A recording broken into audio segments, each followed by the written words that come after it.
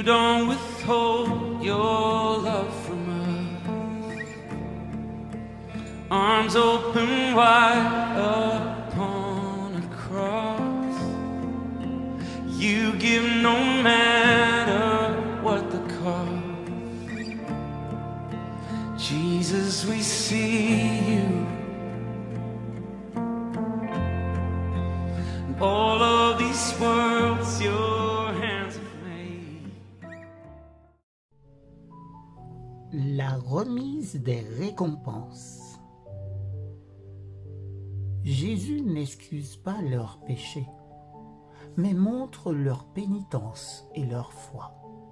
Et réclamant pour eux le pardon, il lève ses mains blessées devant le Père et les saints anges, en disant « Je les connais par leur nom, je les ai gravés sur la paume de mes mains. » L'œuvre du jugement investigatif et de l'effacement des péchés doit être accomplie avant le second avènement du Seigneur. Puisque les morts doivent être jugés d'après les choses écrites dans les livres, il est impossible que les péchés des mortels soient effacés avant le jugement au cours duquel leurs cas doivent être examinés. Mais l'apôtre Pierre déclare clairement que les péchés des croyants seront effacés lorsque les temps de rafraîchissement viendront de la présence du Seigneur et il enverra Jésus-Christ. Actes chapitre 3, versets 19 et 20. Oui, lorsque le jugement investigatif se terminera, Christ viendra et sa récompense sera avec lui pour donner à chacun ce que sera son œuvre. Dans le service typique, le souverain sacrificateur, ayant fait l'expiation pour Israël, s'avança et bénit l'assemblée.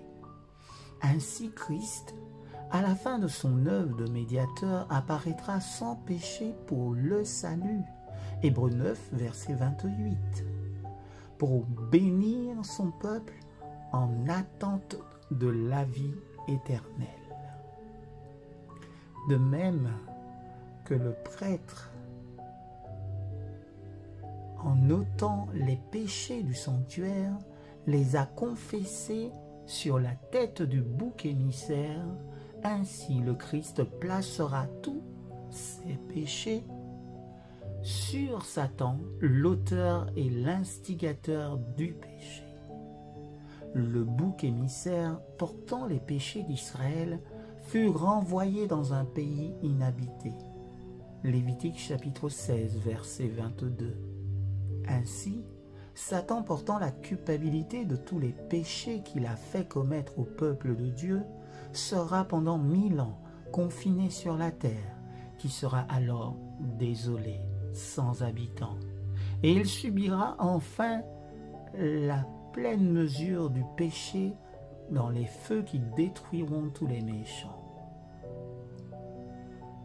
Ainsi, le grand plan de la rédemption atteindra son accomplissement dans l'éradication finale du péché et la délivrance de tous ceux qui ont voulu renoncer au mal. Au moment fixé pour le jugement, la fin des 2300 soirs et matins en 1844, commença le travail d'investigation et d'effacement des péchés. Oh, quelle bonne nouvelle!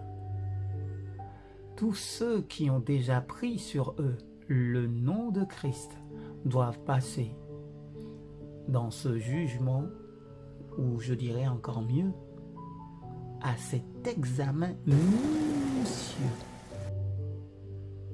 Les vivants et les morts doivent être jugés d'après les choses qui ont été écrites dans les livres selon leurs œuvres. Amen.